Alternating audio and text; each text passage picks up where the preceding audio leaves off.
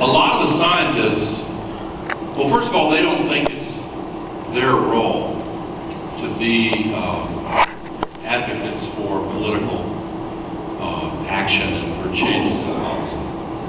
And you can quarrel with that, but I understand why they take the, science, last couple hundred years has become a highly specialized set of disciplines where they have their hands full keeping up with the little subspecialty that they're learning everything in the world about.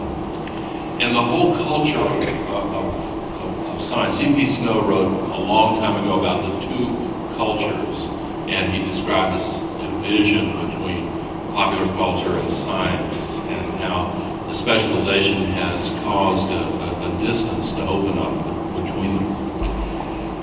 I blame the political culture more than the scientific culture.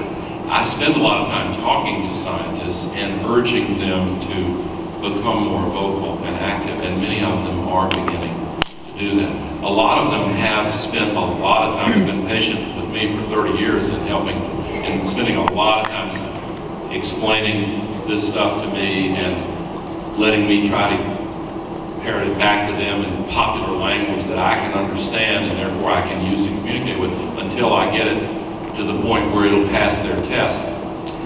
But, back 200 years ago and more, our founders were conversant with the cutting-edge science of their day.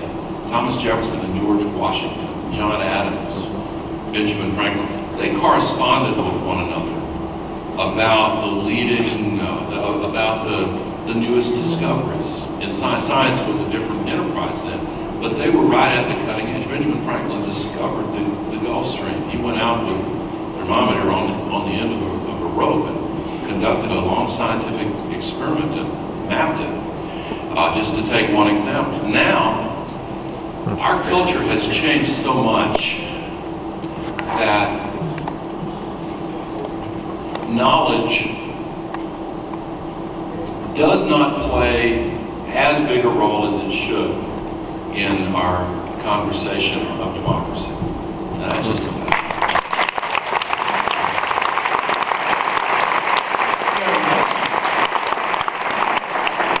Yeah, not knowledge, what?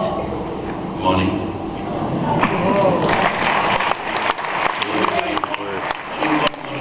Please didn't. All right. 500 years ago, if you wanted to be a writer in Europe, you had to be a monk.